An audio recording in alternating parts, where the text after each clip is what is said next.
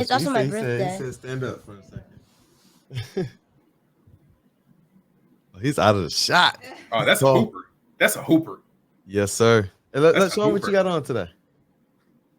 What you representing? Yeah, he had to represent the brand today. That's nice, Jeremiah. I can see it. It's the Woodward Sports. You got that? The Woodward Pistons there. He is rocking it. Yeah, he came prepared. All right. So you know this open. What up, though, people? It's your boy, Detroit Kool-Aid, and I'm rocking out today. Hey, listen, Mr. Everything, Jeff Iafredi, is already on the Morning Woodward Show. We are going to have some other content with him later in the day. But as you may see, we have a special guest here. His name is Jeremiah, a.k.a. Kool-Aid Kid. Kid Kool-Aid? Yeah. Kool-Aid. And you gonna help me do this drum roll for the legend? Okay. Let's get it going. Come on. Welcome into the show, the legend, Detroit News, Rob Beard. Brother, how you doing today? Gentlemen, Kool-Aid and little drink box. We got a good show going on with Jeremiah. I like it. Hey, you want to tell the people why you're here today? Oh yeah, I'm here for my birthday, and I wanted to make some content too. Hey, listen, he said for his birthday, at the top of his list was to be able to come on the show and rap with Jeff Iafredi. That's gonna happen later, right? And the legend here, Detroit News, Rob Beard. Listen, he watches the show every single week. He supports all the content. He's actually he wants to help out more. I'm like, you know what? We're gonna put him to work. We're gonna definitely do that. But he's a fan first of the Pistons and what we do, and so this meant a lot for him. So I'm glad that you're able to be on here as well. He got up early to be here. He got up early. We training him so he doesn't have those mishaps that young Jeffrey had during the summer. Well, Brandon, you said the top of his list is to be on the show. Next on that list is to be on payroll. So we got to pay this man for his day. He's not doing this for free. Jeremiah, don't do stuff for free. Freelance is only a term. It's not free. Charge people for your work. Say, Dad, there's something in this for me, whether it's a donut, something. Tell him this is not for free. You better tell him thank you. Thanks. Say thank you, Uncle Rod. That's the best advice I can give you. Freelance doesn't mean it's free. Hey, he's telling you the truth.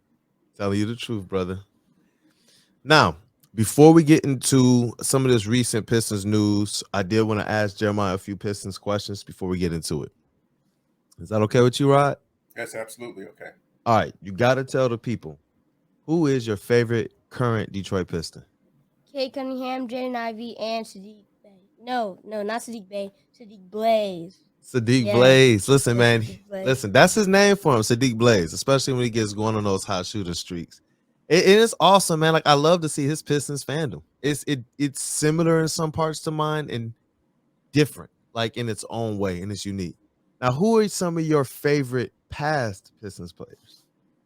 Isaiah Thomas, Hamilton, Chauncey Billups, and Grant Hill. Dude. He came out the womb knowing what was up. That's not even trained sort of thing. That is, he just knows. He knows what's up. Man, that YouTube is a thing, bro. And I'm sitting here like, they can get lost in so much other stuff. He makes sure he does his Bible stuff. Mm-hmm. He makes sure he does his planting because he wants to do gardening. He looks at like Steph Curry and all of that. And then he's looking at Pistons stuff, man. Pistons, past, present, all of that. Now, what jerseys you got? I have a teal Grant Hill. I have a classic stitched Hamilton jersey. And I have a classic blue Andre Drummond jersey. You know what? The legend of Andre Drummond. He met Andre Drummond actually at Utica Dave & Buster's. Okay. And that started why I was really, really, really putting on that cape for Andre. I got to meet him. You know, my son got to meet him personally. I got to run into him a couple other times and see a different side of the guy. Yeah. And I saw a little bit more mature guy than the person who first got here. It's just time passes people by sometimes. Yeah. But it was a really cool opportunity and experience for him. And he's appreciated ever since. After that, we went out, got the jersey. He was doing all the little different dances and stuff that Drummond was doing. It was a cool time for him. So you liked it? Yeah. Yeah. But hey, let's get into this Pistons stuff. Obviously, the latest news right now, Rod, is Isaiah Stewart. He's going to be out for reevaluated in about 2 to 3 weeks. Two to with 3 that weeks, big and toe. that's not fun. I mean, it's as soon as you get Bagley back, then you lose Stewart. So you're going to probably be a quarter of the season or more without having both of those bigs. So it's going to be so hard to gauge what's going on if you don't have the time and the reps to be able to gauge what this is. So that's the disappointing part of it. So now you just kind of move forward with what you got, and that's why you have a bench. That's why you have depth, and try to figure this out. Yeah, because last year all they had was 2 bigs. This year we've been complaining that all they've had is 2 bigs because of the injuries to the other one. So yeah, we see that they are accumulating depth. It's not necessarily allowing them to move forward in terms of the win column, but it's allowing them to not lose progress, so to speak. This year, so much so that Killian Hayes has been able to, kind of work himself out of a slump. We're going to talk about him too, but this Isaiah Stewart stuff, I was really, really looking forward to the 2 big man lineup. We talked about this in preseason about the lack of pick and rolls and such, and that in the lack of 2 bigs playing at the same time as well. Like last year, we saw a lot of Marvin Bagley and Isaiah Stewart playing together, or some of them playing together. And this year it wasn't as much. And you pointed out, Casey pointed out as well, and it became something I just wanted to key in on even more as the season kind of grew, is that they've been dealing with injuries. They only have 2 bigs. At the time they had just Duran and Stu. So you only had 1 big over the size of 6'10". There's one. So you couldn't really play them together. Yeah, and maybe the blessing in disguise for this is that you don't have to make decisions about Saddiq being on the bench. If you can only play 1 big, then you're only playing Bagley, or you're only playing Duran, and Nerlens will get some more time from this. But it's just injuries are the worst.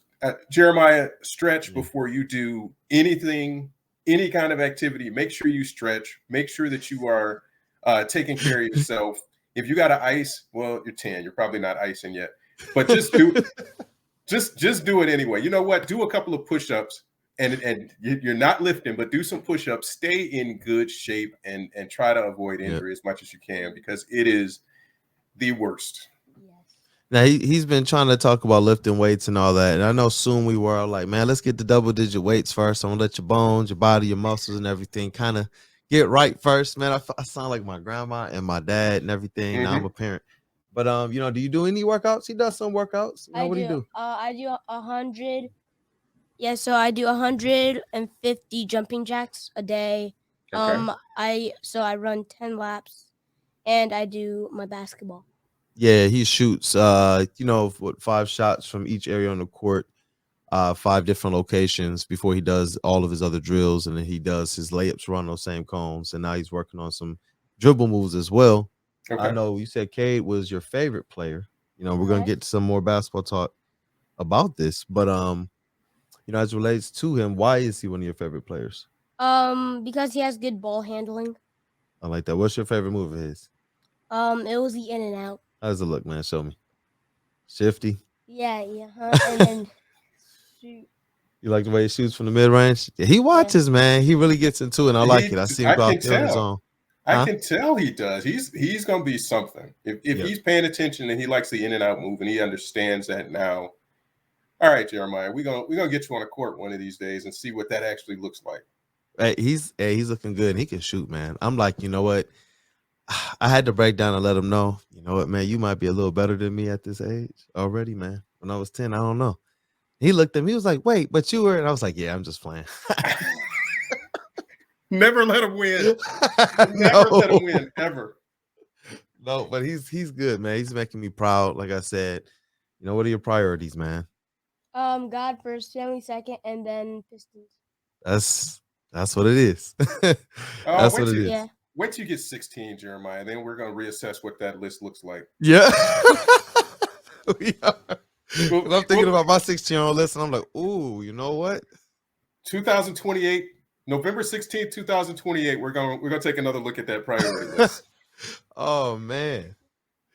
But let me see here. We did have this lineup change, and it was kind of short lived. I liked how it looked. Casey said he loved how it looked as well. It started slow, and then it looked really solid defensively. That's what he said in the press conference after the game. And it was unfortunate because I saw a team that looked like they had not necessarily obviously more depth, but a different swag to them. They had a little bit different bounce, almost like, we got our guys, our soldiers are here type of a thing. And I was looking forward to that. And the different two big lineups, seeing Bagley and Duran out there together, Rod, that was like because when we talk about, when we get Bagley back, I would love to run, some Bagley and Stewart lineups. But how did Bagley and Duran look? 6'10, 6'11. It kind of stinks. We're not really going to get that again for another, month almost. Yeah. But what were your thoughts about it? What were your thoughts initially, Rod, about the lineup change? I don't like it. Anything that puts Saddiq on the bench, I don't like. It's because he can heat up any given day. There wasn't any indication when he put up the 50 bomb that he was about to drop one. It wasn't like it's 30, and then 50.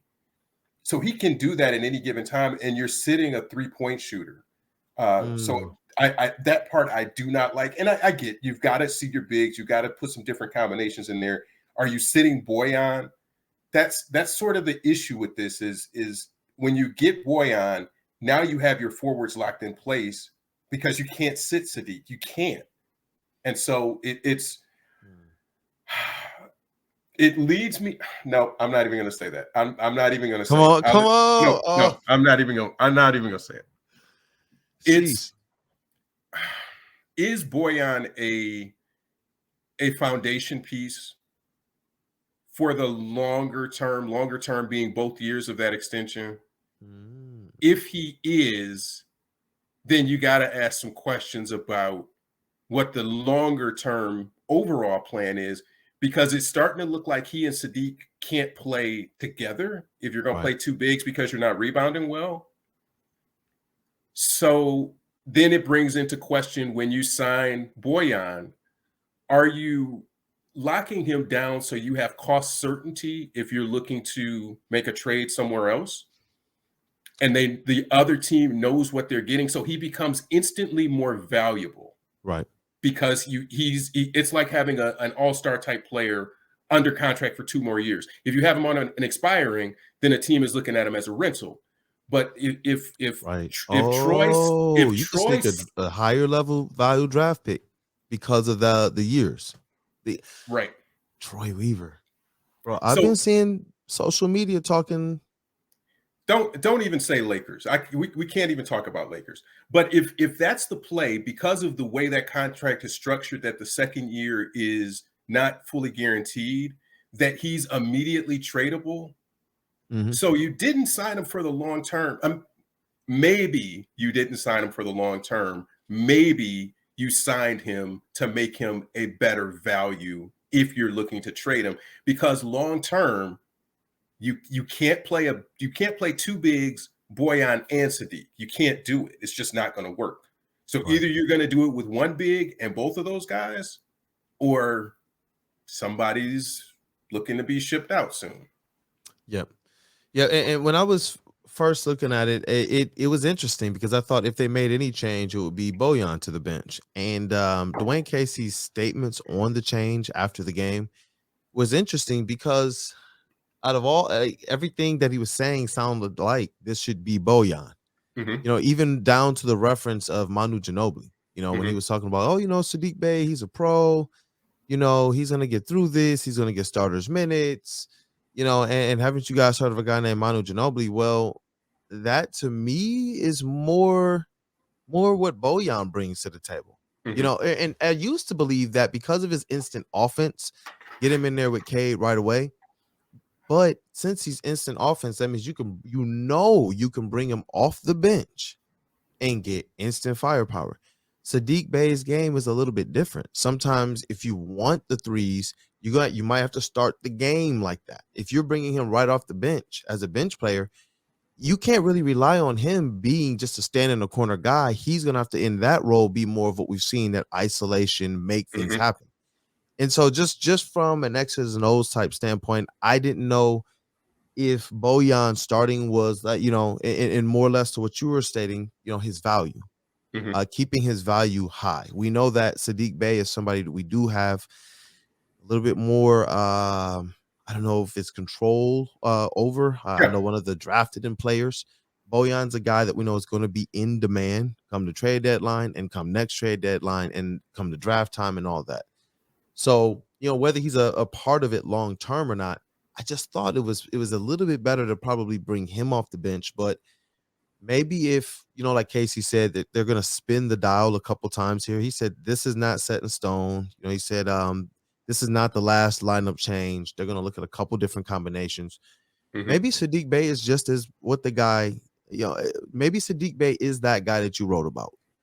Maybe that's just who he is. Maybe it's just, when you're a coach, as a parent, the one you can depend on. The one you can count on. And not that you can't depend on these other guys, but leadership qualities don't necessarily just grow on trees. Even if all your guys can eventually become guys that grow those qualities, Saddiq Bey is somebody who's shown a certain leadership and maturity standpoint. And you know what? Cade Cunningham talked about that. He said those Villanova guys, that's who they are. Yeah. And that's what he said, that Saddiq Bey, to this point, and he thinks for a long time, has been and will be one of his best teammates to play with. So I don't foresee this. I don't foresee this staying this way for long. I agree with you.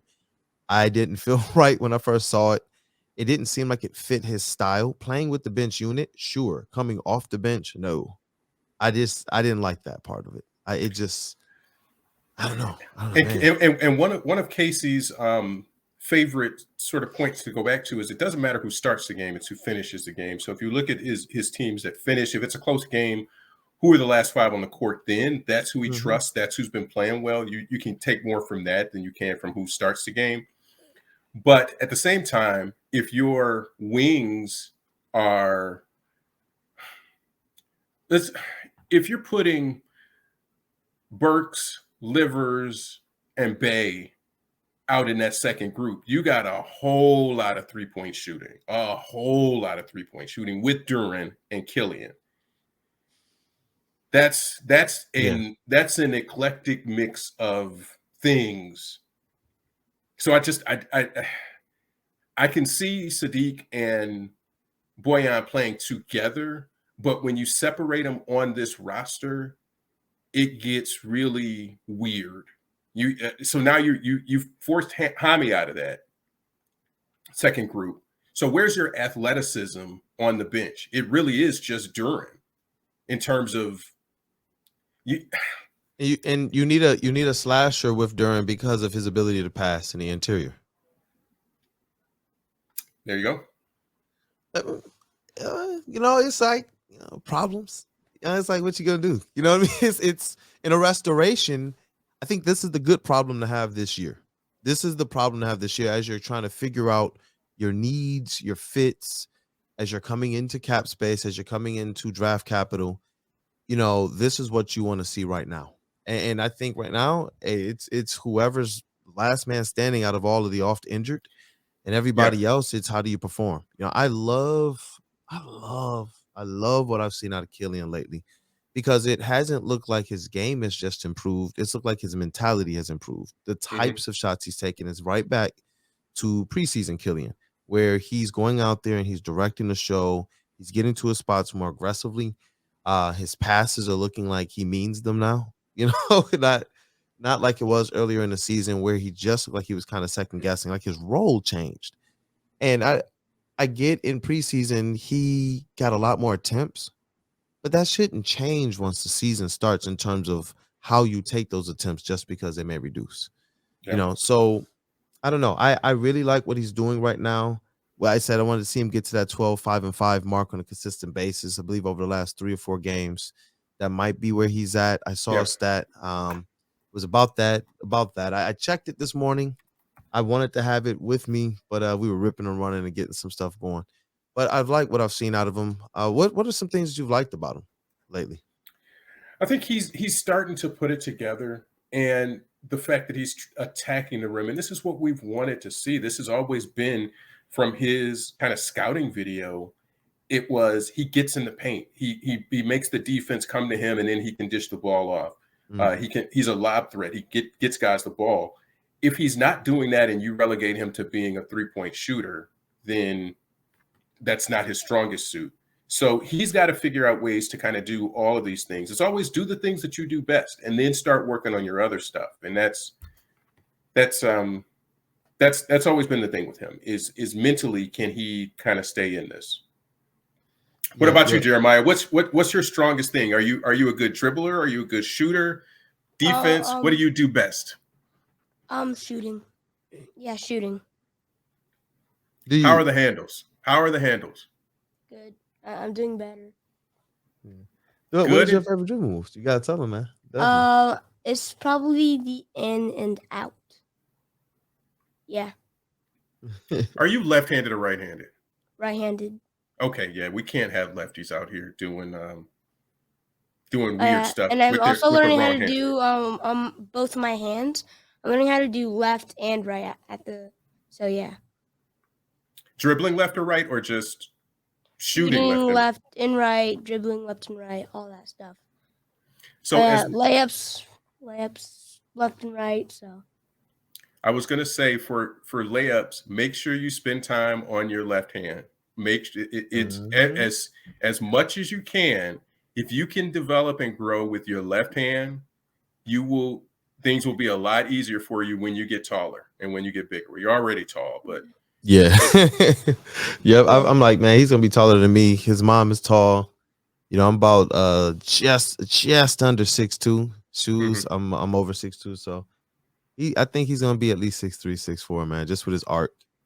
So that's what the doctors say.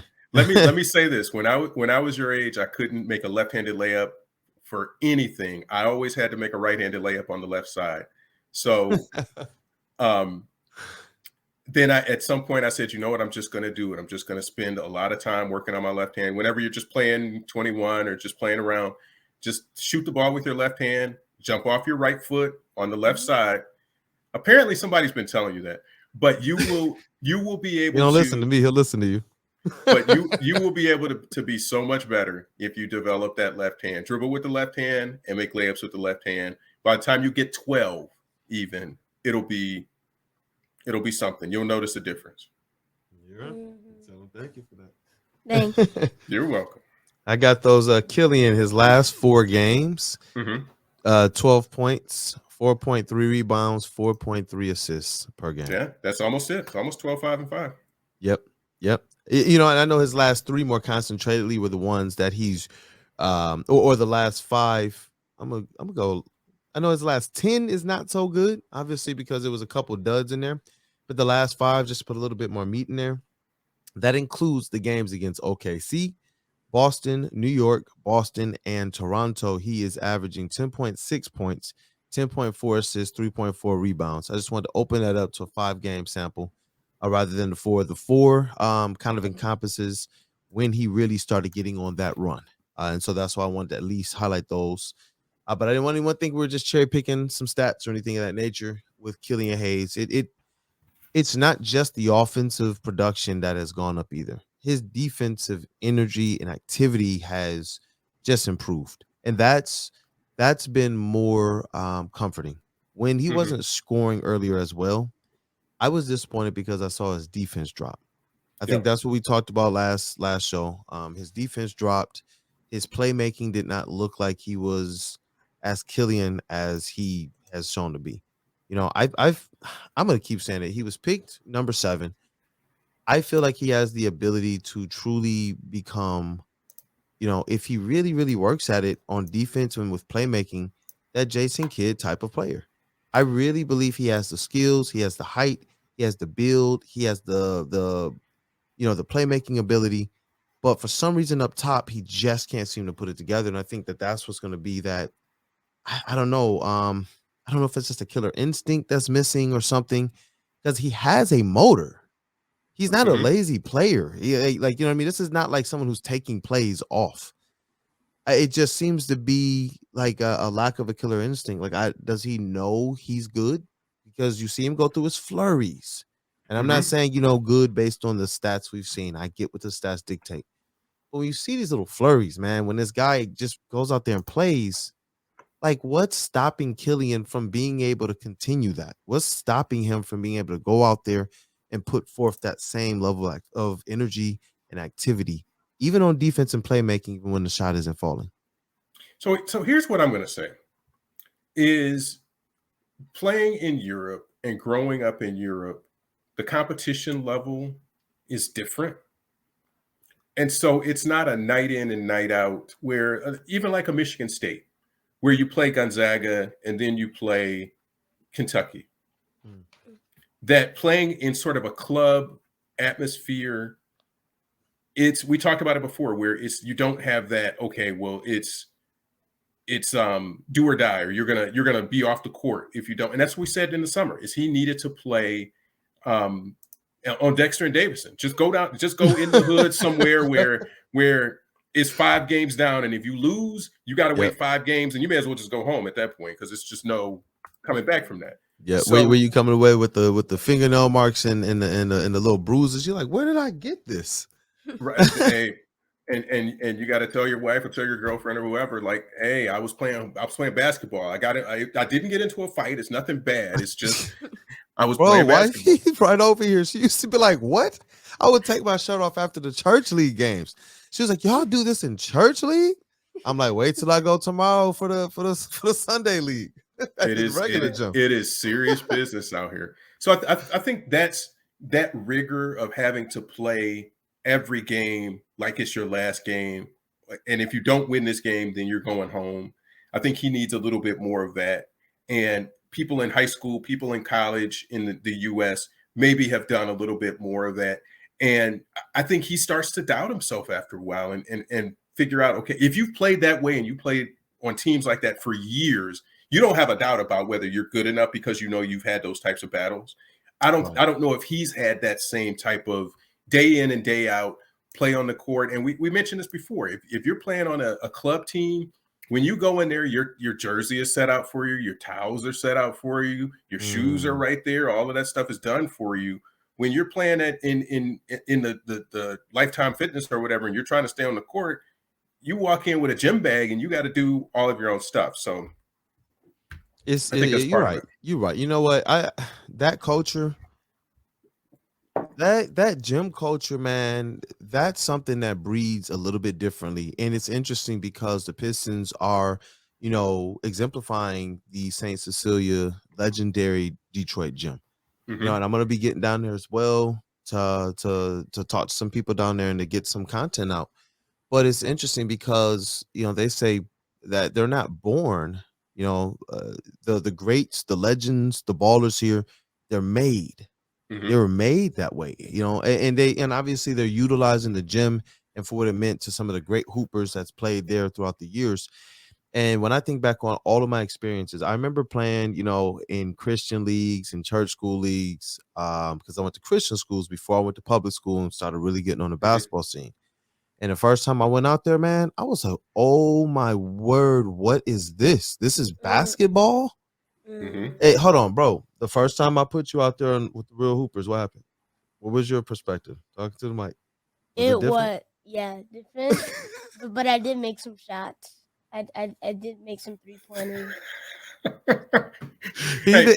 He was different. The first couple shots, the first couple plays, the level of physicality. He was just like, and I remember he looked at me like, I was like, go guard your man, dog. He took the ball from you. He just ran. I said, now you see what I'm saying? He was like, we practice football too. Yeah. So I told him it's time to go to that mode. These guys are a little bit bigger than you. And it's different, man. I remember my first time in that same type of setting, man. Aim high in some of these gyms all around. It was different. I'm talking about kids that are jumping a little bit higher, running a little bit faster, playing with a little bit more physicality. And you can tell there's something there. There's like, something they're trying to earn. You're just trying to make a basket. They're trying to do something completely different. And it's like you get that from that gym experience, especially when it's about staying on.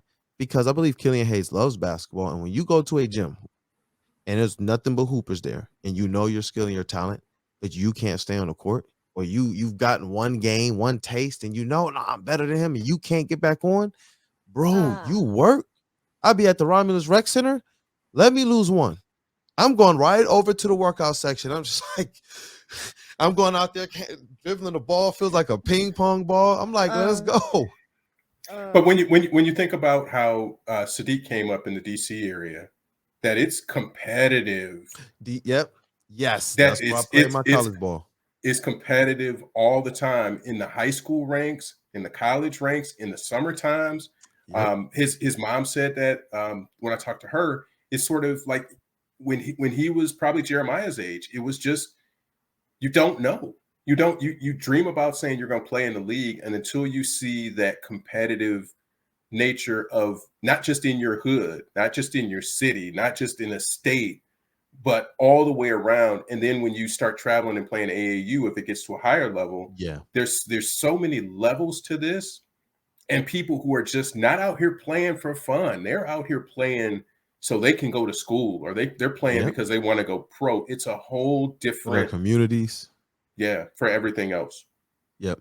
Saddiq Bey, I'm glad he's definitely a topic this week because throughout the season, he's just remained consistent and steady. Saddiq Bey has averaged 14.6 points per game, 4.4 rebounds, 1.6 assists over the last 5 games. I know that the ebbs and flows is ups and downs. With a player like that, there are going to be games where he's up, where he's down, where he's up, where he's down. And it's not because he's not hot. It's because of the role or the style of game that they're asking him to play. Sometimes he's getting the shot attempts. Other times I'll see, man, he only shot, 40%, but then you see he only took 5 shots. Yeah. I'm okay. I'm okay with that. I'm okay with that. So he's been steady, he's been consistent. I want to see those assists get up a little bit more because I believe we need more secondary playmaking from our wings. I believe our bigs have been pretty decent. Our guards are really good playmaking guards. But I do want to see that get up. But the other reason why I wanted to see Saddiq Bey remain in that starting lineup is because I believe his defense has improved this year. I really do. And I know they're trying to get that usage right with him on offense, but his defensive versatility, it's a little bit better to me, a lot better to me than Bojan Bogdanovic. And this team is struggling. They're coming out scoring. That first 5, their starting 5 was what? Number one scoring offense or something like that. But the defense was just their last in defensive rating. So that's the give and take though with Bojan, is that you're going to get some more scoring, but defensively and I know the thing on him coming in was that he would, when the playoffs come around, he was a better playoff defender. So when he decides he's going to play defense, and sometimes it's just a scheme too, that it takes some time for you to figure it out and fit into that scheme. But yeah, I'm not going to say this is a lost year already. I don't think it's that. I think it's just that the circumstance and the injuries, like it has in the past couple of years, has really made it hard for them, and it's going to be an uphill climb for them to get out of what they're in right now. Yeah. But I think that they still have the opportunity to make a run. The injuries, we saw this team when they got a little healthy last year, went on a little bit of a better streak. But it's going to start, I think, outside shooting, something they need. Like I said, I don't know if coming off the bench is going to necessarily help Saddiq Bey with 3-point shooting. Especially when you see him warming up before the game, hitting shots. I've gotten down there and recorded that a couple times before games, and then you put him on the bench. He's not that type of player. Bojan is instant offense. You add the water and stir. You don't even need the microwave with him. He's that, what's that leave out oatmeal they got now? Just add the water and it's done. That's Bojan. Saddiq is a microwave. You know what I mean? He's somebody, maybe a sometimes a charcoal grill. You got to get going sometimes on offense. It's 3-point shooting. Huh? No, it's a little bit more prep. I think you're right on that. Yep. And so when I see him going hard right before the game, shooting and making, I'm like, you got to get that right on the court right away. His 3-point shooting over the last 5 18.5%. And so I'm hoping as they're going through a lot of these changes, I'm hoping that, somewhere in there, uh, we know that he's mentally strong. Mhm. He finds a way to kind of pull himself through that. He doesn't allow those things to really, really get him down. This is the reason why you get a more versatile Saddiq Bey. This is why you go out there and add different parts to your game. People last year were talking about, why does he keep driving to the rim? Why does he keep putting his back to the basket when he was less efficient at it? This year, we see him drawing more fouls. We see him shooting more free throws. We see him, if he misses 1, 2 threes, you know what I see him doing next? Getting into the chest of the defender and getting a foul. Yep. That's what I like. That's what I like about him, man. But there was I something here. got a few more minutes here, so I gotta push out. Yep. But one thing I wanted to say too. If you look at the East right now, a 500 record, you got the Knicks, Sixers, Pacers, and Heat all at 500. So 500 gets you the 10 spot right now. So it's kind of what we said at the beginning of the year, and why I said the season isn't quite slipping away just yet. It's only been 15 games, but you're starting to see what you got to do and what the East is going to look like. And so the teams might be a little bit different. We didn't think Brooklyn would be this far down, and Chicago under 500, but there's the road to being in the play-in or the playoffs is about what we thought it would be. Yep.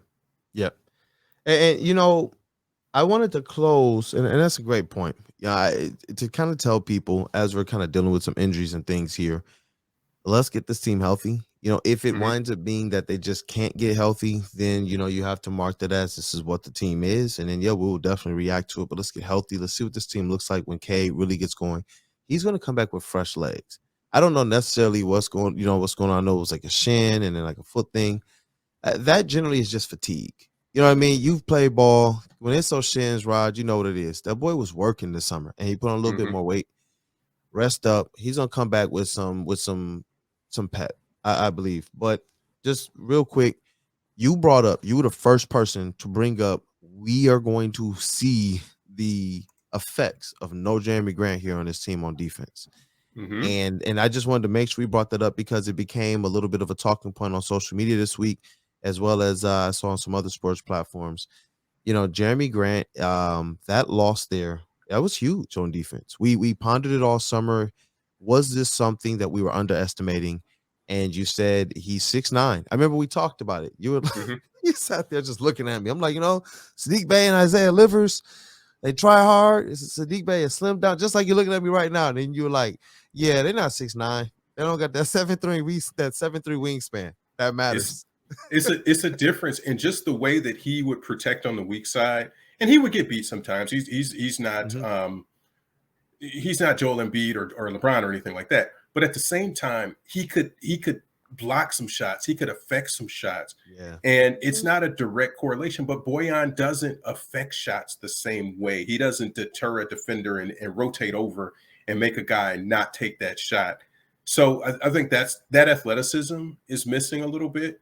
And that's why you need Duren kind of fast-tracked to be more effective and to protect that paint. Or Bagley, if he's going to do that, that needs to start showing up a little bit more. But you're just missing that wing. Because again, when Giannis was going bananas, I'm not saying Jeremy Grant was stopping Giannis, but that was another body that you can put on Giannis. You can't put Saddiq or Bojan on Giannis and really hope to have anything. You can maybe hope to put Stu, maybe, but that's when they got kind of blown up in those Milwaukee games. Is you had to switch. You put Stu on Giannis, and then you had Saddiq on Stu, and then you had Saddiq on Brook Lopez. That's not ideal. That's not what yes, they're both kind of perimeter players, but when Brook decides he wants to go inside, you just don't have another guy for that. So some of it is just kind of circumstantial with the injuries, but at the same time, you want to be kind of at full strength, and then you can make a better assessment of where they are. Exactly. Yep. At the end of the day, that is what it is. There's a lot of things we can't react to. I think positives, really quick. The rookies, they look good. I want to see Jalen Duren play through his lack of what I believe to be knowledge of the NBA game a little bit better. Like stay engaged just a little bit better on some of these and use his frame to box people out. And beyond that, Jaden Ivey, he's looking better than I thought. I thought he had opportunity to win, Rookie of the Year. Some of these other rookies are looking good as well, which was going to make it tight. But wow, that's why I said, he's. I don't think with Cade and Jaden it's a Batman Robin. I think this is more Batman Superman. He's looking good. You like DC, right? Yes. Yeah. What's your favorite DC movie? Snyder Cut. The Snyder Cut. Zack Snyder's Justice League. He likes it. He's hoping it makes a return. But Rod, you a DC guy? Batman, Superman at all? Not very much of anything. I'm a Marvel movie guy, but growing up, I wasn't a comic book kid. I feel that. My dad wasn't either. He loved G.I. Joe though. He liked G.I. Joe. Yeah. My brother, he wasn't much of a comic book guy. He was more like that, like the Marvel movies. Yeah. But me and the kid here, it might be my fault. I'm sorry, son. We love it all. No, that's good. You need something. You need something to channel that that energy. So, how you feel, Drinkbox? This was a good show for you. Good stuff. Did we pass it? Did we get your approval? That man said, "Pay." He said, "Pay me for my time and my knowledge." We're gonna make sure he's taken care of today. We got a full menu today, man. We got Dave and Buster's on the menu as well, right? You happy about that? Yeah. Still got some nerves, man. Jeremiah, let me ask you this: what is your favorite cheesecake flavor? That is actually really hard. What are your favorites? And tell them some of your favorites. I think I like. I actually don't know. The strawberry, the Snickers, the Heath. Probably the Snickers. The Snickers is a good call. That's a good call. Strawberry, you can never go wrong with. You can go to any restaurant that has cheesecake and they'll get you some strawberries on it. Yeah. Yeah. So we're gonna go out there. We got him some gifts and some things already. Hey, look, we upgraded the Xbox for him, so he can play Gotham Knights. We're gonna get him that later. He likes the DC stuff, so we're gonna get him straight, man. So it's been a cool week already. This has been a fun day. I appreciate you, Rod, as always. This has made his day so far. It's made my day. It's awesome to be able to share these types of things with my son and see the way that other people support as well. How this, like we said before, what the platform is about. And we hope to continue to bring more and more Pistons coverage. We do have some more programming on the way too. Rod, we might have some Pistons players on the way, bro. Okay. And Mr. Terry Foster is going to be showing his face a little bit more too. He said I need to see Mr. Beard's face a little bit more. So I like that. I like it. But we got a lot more content coming. And Kool-Aid and Murph. Sean and I are gonna annoy the heck out of each other for at least 30 minutes, 3 times a day. 3 times a week. 3 times a day, Rod, you would probably be like, Brandon is no longer with us. Well, that's more than we get out of Jeff. So Jeff is an idea right now. I don't even know that he exists. There you go. Jeff is an idea. He's a cartoon character. Remember he used to hang out with us those days in his early his early development on his way up the career path. Goodness gracious. I remember those days. I remember. So let's do this. Let's get a drum for the birthday boy. Yay. Let's drum him out on his special day. Let's go. Ready? Hey, yo, Jeremiah. Happy birthday, buddy. Happy birthday, man. Thank you. Boy. Happy. This was the best show for me, man. This was awesome. So this was great. This was great. All right. You guys know what the deal is for Woodward Sports, for Jeff Iafredi, Mr. Everything, for the legend Detroit News, Rod Beard. I am Detroit Kool-Aid. Let's get it. Woodward Pistons.